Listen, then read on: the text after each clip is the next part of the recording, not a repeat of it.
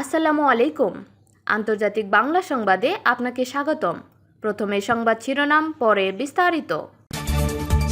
যুক্তরাষ্ট্রের তীব্র আপত্তি সত্ত্বেও হরমুজে শুল্ক আরোপ করতে যাচ্ছে ইরান, ওমান। হরমুজ প্রণালী নিয়ে ফের সতর্কবার্তা দিল ইরান। যুক্তরাষ্ট্রের সুপ্রিম কোর্টের একের পর এক মামলার রায়ে ধরাশায়ী ট্রাম্প, এখন কি বলছেন তিনি? এবং ইরানের পারমাণবিক অস্ত্র নিয়ে মিথ্যাচার করছেন নেতানিয়াহু, ইসরায়েলের সাবেক সেনাপ্রধান। এতক্ষণ শুনছিলেন শিরোনাম, এবার বিস্তারিত। তবে বিস্তারিত জানার আগে আপনি ভিডিওটি কোথা থেকে দেখতেছেন সেটি অবশ্যই কমেন্টে জানিয়ে যাবেন। যুক্তরাষ্ট্রের তীব্র আপত্তি সত্ত্বেও বিশ্বের অন্যতম গুরুত্বপূর্ণ বাণিজ্যিক নৌপথ হরমুজ প্রণালী দিয়ে চলাচলকারী জাহাজের উপর যৌথভাবে একটি সেবা, মাশুল বা শুল্ক আরোপের পরিকল্পনা করছে ইরান ও ওমান। মঙ্গলবার দেশ দুটি এই পদক্ষেপ নিতে যাচ্ছে বলে এক প্রতিবেদনে জানিয়েছে দ্য নিউ ইয়র্ক টাইমস। একজন ইরানি কর্মকর্তা এবং 4 জন কূটনীতিকের বরাত দিয়ে এই তথ্য প্রকাশ করা হয়েছে। চলতি মাসের শুরুতে যুক্তরাষ্ট্র ও ইরানের মধ্যে স্বাক্ষরিত 14 দফার একটি চুক্তিতে বলা হয়েছিল 60 দিনের আলোচনা চলাকালীন হরমুজ প্রণালী দিয়ে কোনো ধরনের মাশুল ছাড়াই বাণিজ্যিক জাহাজগুলো নিরাপদে চলাচল করতে পারবে। তবে এই চুক্তির অংশ হিসাবে দীর্ঘমেয়াদে একটি যৌথ পরিকল্পনা তৈরি করার বাধ্যবাধকতা রয়েছে ইরান ও ওমানের উপর। যুদ্ধ পরবর্তী আঞ্চলিক বাণিজ্যিক মডেলের অংশ হিসাবে এই টোল বা শুল্ক আদায়ের পরিকল্পনা করা হচ্ছে, যা মূলত শত শত বছর ধরে চলে আসা মুক্ত নৌ চলাচলের নিয়মের সম্পূর্ণ বিপরীত। সংশ্লিষ্ট সূত্রগুলো জানিয়েছে, ওমান চাইছে এই শুল্কের বিষয়টি যেন ঐচ্ছিক রাখা হয়, কিন্তু ইরান এটিকে বাধ্যতামূলক করার ব্যাপারে অনড় অবস্থান নিয়েছে। মূলত হরমুজ প্রণালীতে নিরাপদ নৌ চলাচল বজায় রাখার খরচ মেটাতেই এই অর্থ ব্যবহার করতে চায় মাস্কাট, যা মালাক্কা বা সিঙ্গাপুর প্রণালীর শাসন ব্যবস্থার সঙ্গে সাদৃশ্যপূর্ণ। তবে ইরানের উপপররাষ্ট্রমন্ত্রী সোমবার স্পষ্ট হুঁশিয়ারি দিয়ে বলেছেন, ওমানের সঙ্গে যদি কোনো যৌথ চুক্তি সম্পন্ন নাও হয়, তবে তেহরান একতরফাভাবে এই শুল্ক আরোপ করবে। মূলত ইরানের এমন একতরফা ও বাধ্যতামূলক সিদ্ধান্ত এড়াতেই ওমান একটি মধ্যপন্থা বা বিকল্প উপায় খোঁজার চেষ্টা করছে। এদিকে ওমানের এই সম্ভাব্য পদক্ষেপকে কেন্দ্র করে ক্ষুব্ধ প্রতিক্রিয়া জানিয়েছে ওয়াশিংটন। গত মাসে মার্কিন প্রেসিডেন্ট ডোনাল্ড ট্রাম্প ওমানকে লক্ষ্য করে সামরিক হামলার হুমকি পর্যন্ত দিয়েছিলেন। ট্রাম্প সাফ জানিয়ে দেন, ইরান ও ওমান মিলে যদি হরমুজ প্রণালীতে কোনো ধরনের শুল্ক আরোপের চেষ্টা করে, তবে ওমানকে উড়িয়ে দেওয়া হবে। ট্রাম্পের মতে এই প্রণালীটি একটি আন্তর্জাতিক জলসীমা এবং এটি সবার জন্য উন্মুক্ত থাকবে। কেউ এর নিয়ন্ত্রণ নিতে পারবে না। মার্কিন প্রেসিডেন্টের এমন উগ্র মন্তব্যের পর দ্বিপাক্ষিক সম্পর্ক টিকিয়ে রাখতে মার্কিন কূটনীতিকদের বেশ বেগ পেতে হয়। যদিও পরবর্তীতে মার্কিন ট্রেজারি সেক্রেটারি স্কট বেসেন্টের সঙ্গে এক গোপন বৈঠকে ওমানি কূটনীতিকরা আশ্বস্ত করেছিলেন যে হরমুজ প্রণালীতে শুল্ক আরোপের কোনো পরিকল্পনা তাদের নেই। কৌশলগতভাবে অত্যন্ত গুরুত্বপূর্ণ হরমুজ প্রণালীকে ইরানের ক্ষমতায় সবচেয়ে বড় হাতিয়ার বলে উল্লেখ করেছেন দেশটির পার্লামেন্ট স্পিকার ও শীর্ষ আলোচক মোহাম্মদ বাগের গালিবাফ। যুক্তরাষ্ট্রের সঙ্গে একটি সমঝোতা স্মারক সইয়ের পরই এই জলপথের উপর তেহরান তার সম্পূর্ণ সার্বভৌমত্ব বজায় রাখবে বলে জানিয়েছেন তিনি। খবর আল জাজিরার।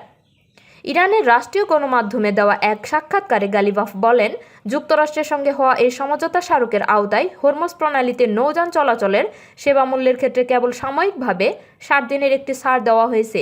এর বাইরে জলপথটির উপর ইরানের কর্তৃত্বের কোনো বদল আসবে না। ইরানের সংবাদ মাধ্যম প্রেস টিভির প্রতিবেদন অনুযায়ী গালিবাফ বলেন, এগুলো আমাদের আঞ্চলিক জলসীমা। ইরান হরমুজ প্রণালীকে সামরিকীকরণ করেছে এমন দাবি করে যুক্তরাষ্ট্রকে কোনো বিতর্ক বা কূটতর্ক সৃষ্টির সুযোগ আমরা দেব না। যে কোনো পরিস্থিতিতেই ইরান এই অবস্থান থেকে এক চুলো পিছু হটবে না বলে হুঁশিয়ারি উচ্চারণ করেন দেশটির পার্লামেন্ট স্পিকার। হরমুজ প্রণালীকে ঐশ্বরিক উপহার হিসেবে আখ্যায়িত করে গালিবাফ বলেন, চলমান যুদ্ধের মধ্যে এটি খোদার পক্ষ থেকে আমাদের জন্য একটি উপহার, আর এটি আমাদের ক্ষমতার সবচেয়ে বড় হাতিয়ার। ইসরায়েলের প্রতিরক্ষামন্ত্রী ইসরায়েল কাটস সোমবার বলেছেন, পৃথিবীর উপরে মহাকাশে হামলা চালানোর জন্য ইসরায়েল মহাকাশ ভিত্তিক লেজার প্রযুক্তি উন্নয়ন করছে। তিনি সামরিক প্রতিবেদকদের সঙ্গে এক ব্রিফিংয়ে বলেন, প্রধানমন্ত্রী এবং আমি যে প্রধান লক্ষ্যগুলোর একটি নির্ধারণ করেছি তা হলো আমরা সেরা মেধাবীদের নিয়োগ দিচ্ছি। আজ পর্যন্ত কোনো দেশেরই মহাকাশে হামলা চালানোর সক্ষমতা নেই। এই ক্ষমতায় বিশ্বের শীর্ষ দেশ আমাদেরই হতে হবে। তিনি আরও বলেন, যদি আমরা এটি অর্জন করতে পারি তবে এটি আমাদের শত্রুদের বিরুদ্ধে, যাদের বিপুল সম্পদ রয়েছে, প্রতিরোধ, আঘাত হানা, ধ্বংস করা এবং অন্যান্য সব বিষয়ে আমাদের অগ্রাধিকার নিশ্চিত করবে। গত বৃহস্পতিবার কাটস বলেছিলেন, মহাকাশ থেকে হামলা চালানোর সক্ষমতায় শীর্ষ শক্তি হয়ে উঠতে ইসরায়েল প্রতিশ্রুতিবদ্ধ। তবে তার সর্বশেষ বক্তব্যে প্রথমবারের মতো তিনি নির্দিষ্টভাবে মহাকাশ ভিত্তিক লেজারের কথা উল্লেখ করলেন। ইসরায়েল ইতিমধ্যে এই ক্ষেত্রের একটি অগ্রণী দেশ।